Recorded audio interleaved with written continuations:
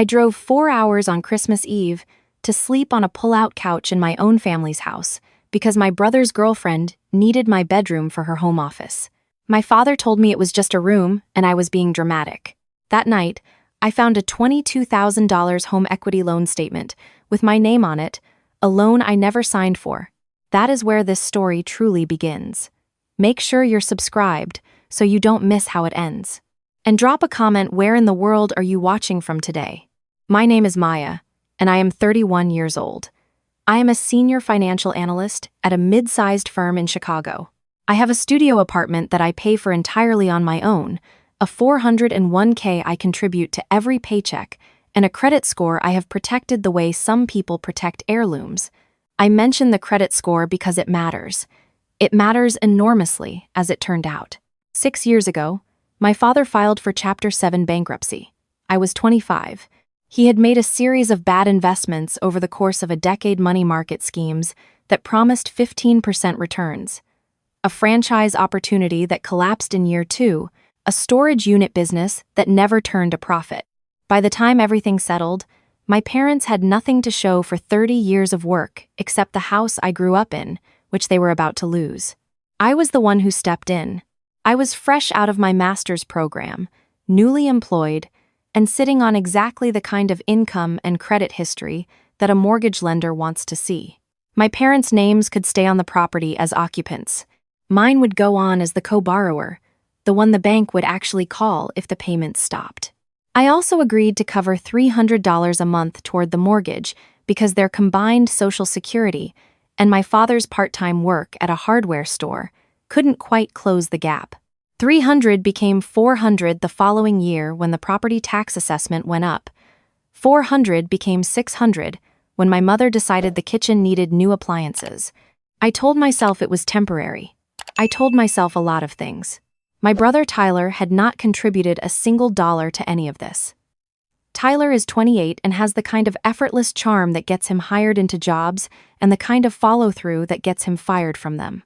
He has worked in sales, in real estate, in something vague involving digital marketing, and most recently in what he called import consulting, which as far as I could tell meant he spent his afternoons on his laptop in our parents' living room watching YouTube videos about cryptocurrency. He had moved back home 18 months earlier after his apartment lease ended. My parents had given him the basement, fully finished, with its own bathroom and a mini fridge my mother stocked for him every Sunday. Tyler was also, without question, the person my parents loved most. Not in the quiet, complicated way that parents sometimes favor a child. In the open, unambiguous way that left no room for interpretation. My mother kept a framed photo of Tyler's high school football championship on the living room wall. My own college graduation portrait lived in a drawer somewhere she had mentioned once, because the frame didn't match the decor. My father lit up when Tyler entered a room the way a lamp responds to a switch being flipped. When I entered a room, the conversation continued without adjustment. I understood this intellectually by the time I was in my mid-20s. I had even talked about it with a therapist for a while. The therapist used the word parentification.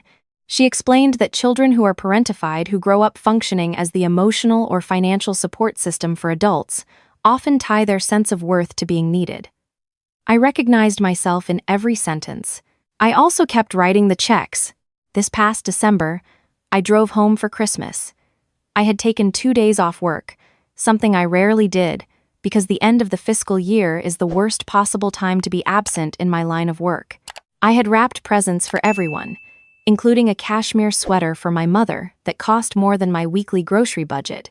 I had a bag of groceries in the back seat, good cheese, a bottle of wine, the ingredients for my grandmother's cranberry bread that I made every year, and that my father said was the only reason he looked forward to December. I also had a stress fracture in my right foot that my orthopedist had told me to stay off of as much as possible. I had gotten it the previous month from standing on concrete floors for 10 hours at a work event. I was not supposed to be driving 4 hours. I did it anyway. When I pulled into the driveway at 7 in the evening on Christmas Eve, the house was lit up and warm. I could see the tree through the front window. I took my bags from the trunk and walked to the door. My mother opened it before I could knock. "Oh, good, you made it," she said, stepping back to let me in. There was no hug. There rarely was. Tyler's here with Brittany. Did you know they're serious? It's been 3 months. I said I hadn't known that. I set my bags down in the entryway and looked around. The living room looked the same. The kitchen smelled like something overcooked. I put fresh towels in the guest bathroom, my mother said, turning back toward the kitchen. The pull-out is already made up. I stopped. The pull-out, I repeated. In the den, she said, not turning around. It's actually quite comfortable. We bought a new mattress topper. Mom, I kept my voice even. I always stay in my room. She paused at the kitchen doorway. Well, Brittany is using it. Using it for what? She works from home, my mother said, as if this explained everything. She needed a proper workspace, and the light in there is better. We set up a desk and a monitor. It looks very professional. She said the last word with a particular warmth that I recognized. It was the warmth she reserved for Tyler's life choices, regardless of what they actually were. I stood in the entryway for a moment. My foot was aching. I had driven 4 hours. I had a bag of groceries and a cashmere sweater and cranberry bread ingredients. My father appeared from the hallway.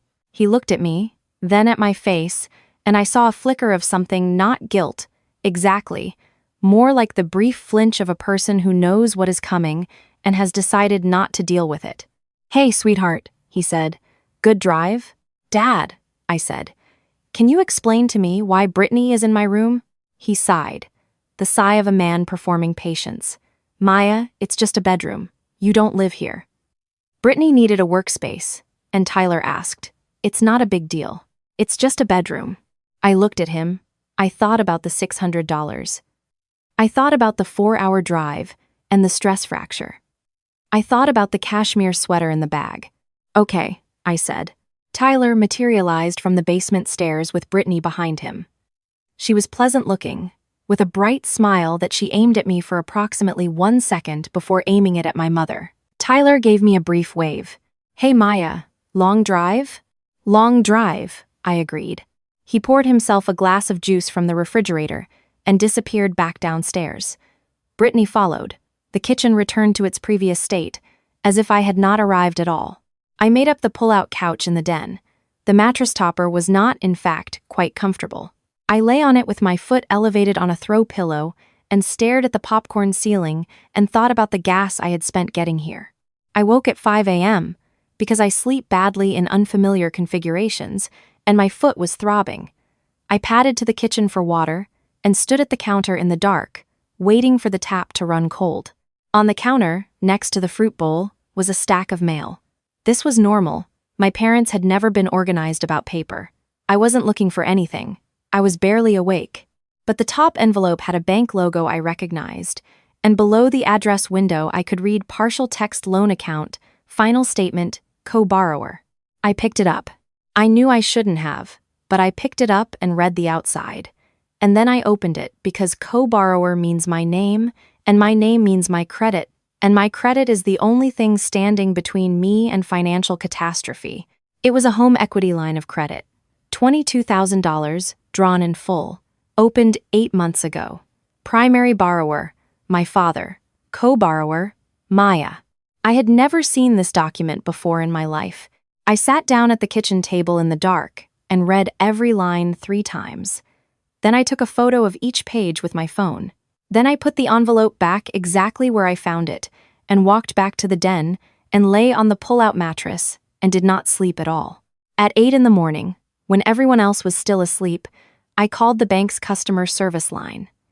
I spoke quietly, standing in the backyard with my coat over my pajamas.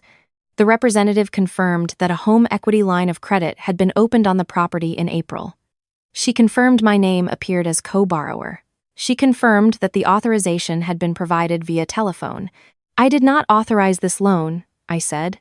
She walked me through the fraud reporting process with practiced efficiency. Someone had called in, she explained carefully, provided my social security number, my date of birth, my mother's maiden name, all the security answers, and verbally authorized the addition of my name to the loan. Do you have any idea who may have had access to that information?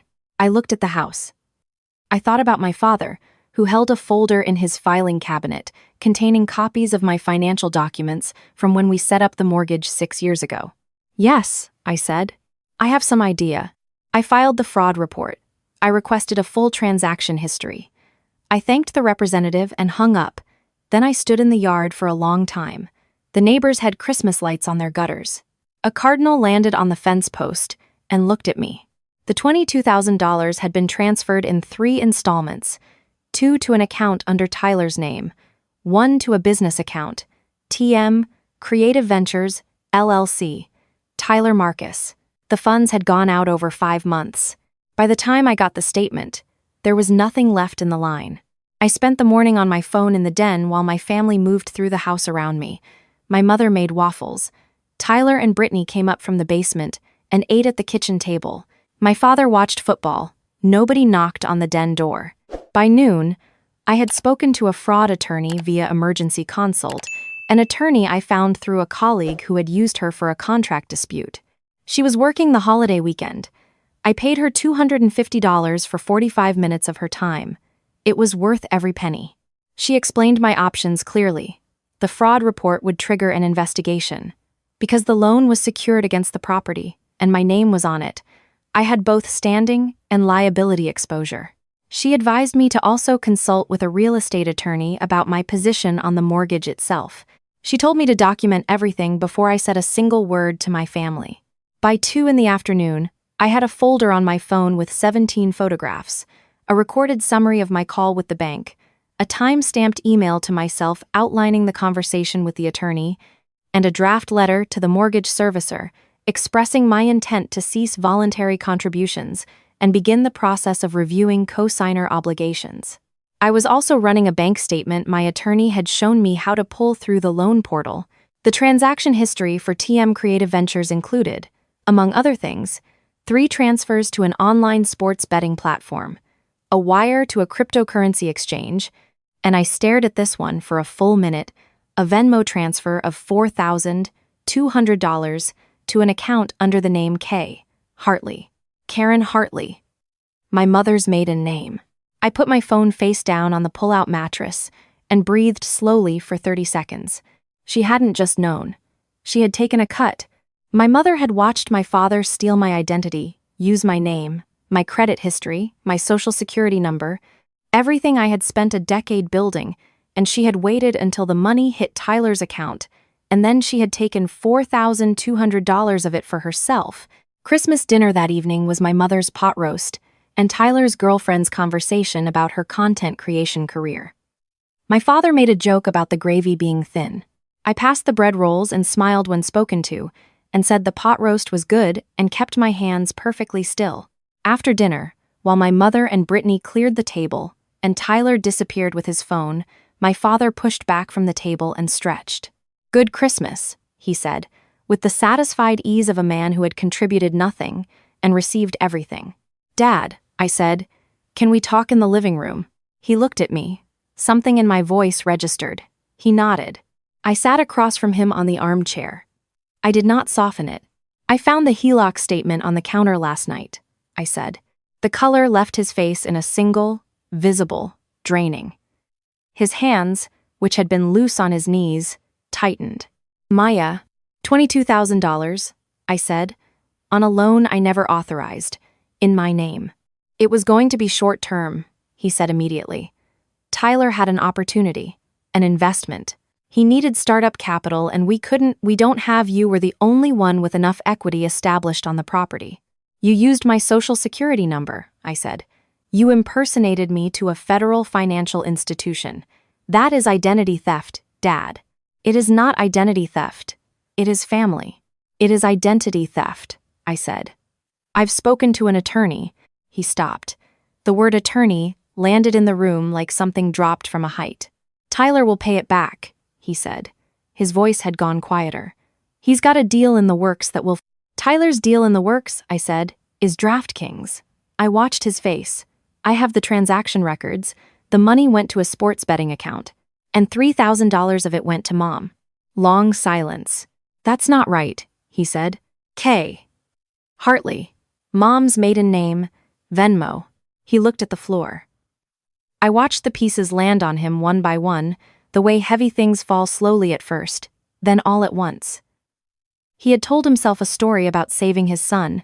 The story had a hero in it. The story did not include my mother collecting a cut and my father being the instrument of the crime while she kept her hands clean. "I didn't know she took money," he said finally. "I know," I said, because I believed him. He was many things. He was not a sophisticated liar. "Maya, we can. I've already filed the fraud report with the bank," I said. "The investigation is open." I leaned forward. "I'm not going to press charges against you personally. I'm telling you that now. So you understand that what I'm doing next is not revenge. It's protection." He looked up. "I'm stopping my monthly mortgage contribution, effective January 1st, I said. "And when the mortgage servicer reviews the co-borrower structure at the next refinancing window in March, which I've confirmed is scheduled, I will not be cooperating with the refinance. Without my credit profile, the new terms will be significantly worse.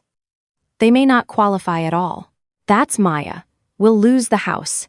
"You used the house to steal from me," I said quietly. "The house was already at risk the moment you opened that loan." He put his face in his hands. My mother appeared in the doorway. She must have been listening. Her expression was not the expression of a woman hearing news for the first time. It was the expression of a woman watching a plan fail. "We can fix this," she said briskly, stepping into the room. "Gary, don't sit there like that. Maya, be reasonable. Tyler made a mistake. He's young. We weren't going to let you be on the hook for it. We were managing it. You took $4,000, I said. Her jaw tightened. "I don't know what you think you saw. K. Hartley. Venmo, October 14th and November 2nd. I looked at her directly. "You knew about the loan, you encouraged it, and you took a cut for yourself." I paused. "While I was sleeping on a pull-out couch, because your son's girlfriend needed my bedroom," she lifted her chin. "You were always so good with money. You have so much." Tyler was struggling. "Families share resources." "You didn't share," I said. "You took." I stood up, slowly, because my foot still hurt. I picked up my jacket from the arm of the chair. "I'm driving back to Chicago tonight," I said. "I hope you have a good rest of your holiday. Tyler's gift is under the tree." "So is yours, Mom." I left the cashmere sweater. I did not leave my $600. My mother made her move before I reached the interstate. I watched the Facebook notification appear on my phone while I was stopped at a gas station 40 minutes north of their town. I didn't open it. I kept driving. A text from my aunt arrived around 11 that night, then one from a cousin I hadn't spoken to in 2 years. By the time I got home and took off my boots and sat on my own couch in my own apartment, there were 14 notifications across 2 platforms. My mother had posted a long statement about her daughter's betrayal. She wrote that she didn't understand where she had gone wrong, raising a child who could threaten her elderly parents with homelessness at Christmas. She wrote that she had given me everything. She asked for prayers. She used the word heartbroken 4 times. The comments were full of relatives offering support and using the word selfish about me. I sat with my bad foot up on the coffee table and read every comment. Then I made a document. I labeled it Evidence Package Family. I spent the next 2 hours organizing everything I had: the bank photos, the transaction records, the Venmo screenshots, my attorney's written summary, and the timeline I had constructed from the loan portal. I saved it in 3 places. Then I texted my father. Just him. "Dad, there's a New Year's gathering at Aunt Donna's on the 2nd. I know Mom is planning to go and continue her version of the story. I'll be there. If you want to tell the truth, I will stand next to you. If you don't, I understand. But I am not going to sit quietly while she rewrites what happened." He read the message. He didn't reply that night. He replied the next morning at 7:15. "I'll be there." Aunt Donna's house on January 2nd was the kind of gathering where everyone pretends the holidays were fine and nobody discusses the posts that 17 family members have been reading for a week. There were folding tables set up in the living room and too many people in a space designed for fewer, and a playlist of soft classic rock that nobody was listening to. I arrived on time, which is to say I arrived after my mother, who had clearly come early to set the stage. She was holding court near the kitchen with my Aunt Patrice and two cousins I vaguely recognized, speaking in a low, earnest voice that stopped when I walked through the door. The room adjusted to my presence the way rooms do when someone arrives who is the subject of recent discussion. Conversations quieted by a degree. People looked and then looked away. My mother turned to face me. She did not perform this time. She simply looked at me with the calm, certain expression of a woman who believed she had already won. "Maya," she said, "I didn't think you'd come."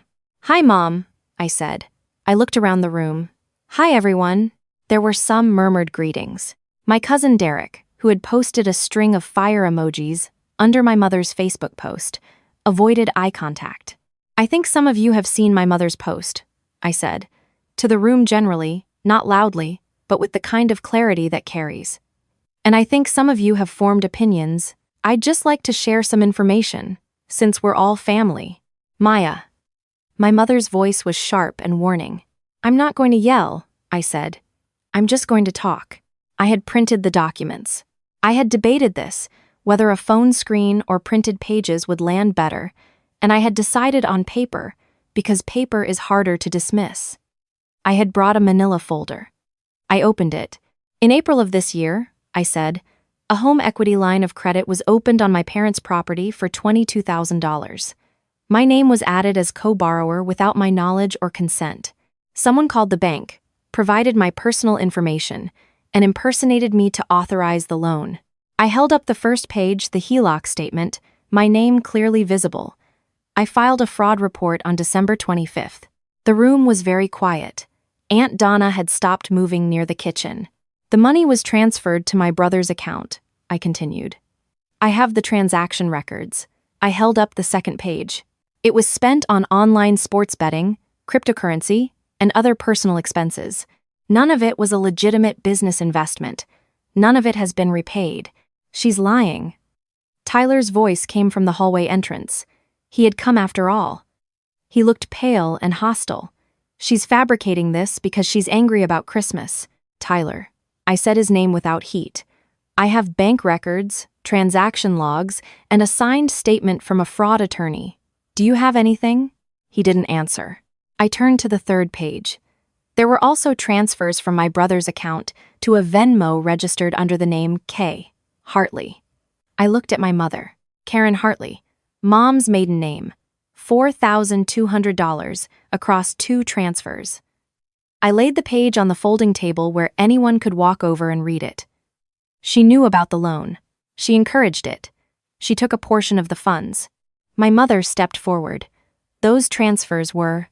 "Mom," I said quietly, "please don't." She stopped.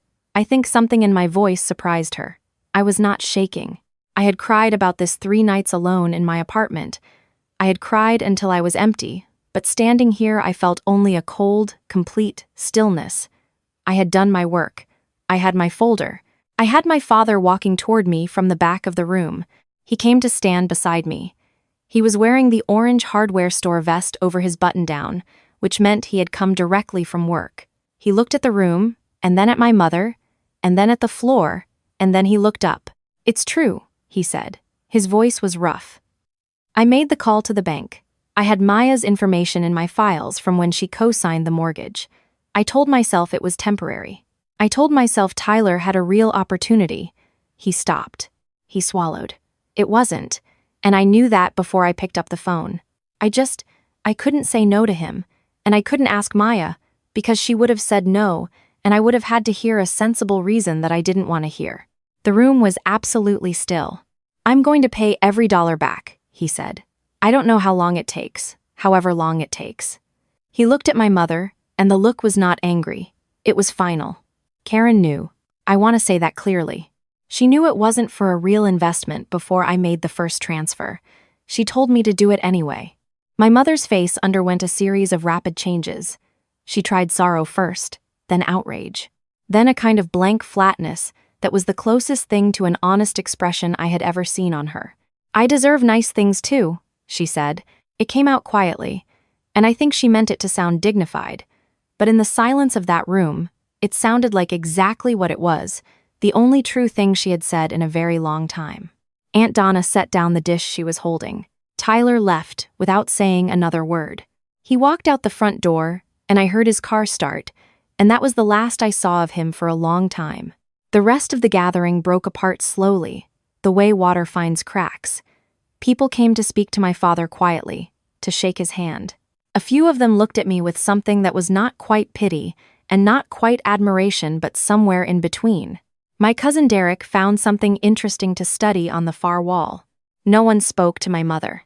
She left an hour later with Patrice. She held her purse in front of her with both hands, and she was smaller than I had ever seen her. The house sold in March. My father had been right without my cooperation on the refinance. The bank's terms were prohibitive, and he and my mother couldn't qualify for a new loan independently. The property went on the market in late February and closed 8 weeks later. What equity remained after the HELOC balance and selling costs was modest. My father received half, and applied it toward the fraud restitution he had agreed to through the bank's settlement process. My mother moved to Florida, to her sister's house in Clearwater. She sent me a birthday text in the spring that said simply, "I hope you're well." It was the most honest communication we had exchanged in years. Tyler resurfaced in February on a group chat to say he had moved to Austin with a friend and was working in hospitality. He didn't mention the money. I didn't respond. My father rented a studio apartment in the next town over. He negotiated with his hardware store to go full-time instead of part-time. His knees bothered him on the concrete floors, but he didn't complain about it to me, which I appreciated. He was paying back the fraud settlement on an installment plan arranged through the bank. It would take years. In June, 6 months after Christmas, he texted me and asked if I wanted to get lunch. I said yes. I met him at a diner near his apartment. It was the kind of place with laminated menus and coffee that came before you asked for it. He was already there when I arrived, sitting in a corner booth, wearing jeans and a plain button-down. No vest, it was his day off. He looked older. He also looked, in some way I couldn't quite name, more present than I had seen him in years. Less performed, less managed. "You walked without the foot thing," he said when I sat down. "All healed," I said. "Good," he nodded. "That's really good." He pushed a card across the table. It was a plain envelope, the kind you buy in a box of 50. Inside was a check for $300. "It's the first installment," he said. He looked at the table. I did the math. "At this rate, it'll take me until I'm about 87. I know that's not a solution. But I wanted you to have something physical, something that meant I wasn't just saying words." I looked at the check. $300 on a debt of over $22,000 was not a solution. He was right about that. But I picked it up and put it in my wallet, because leaving it on the table would have been a different kind of statement, the kind that closes doors, and I was not certain I wanted that door fully closed.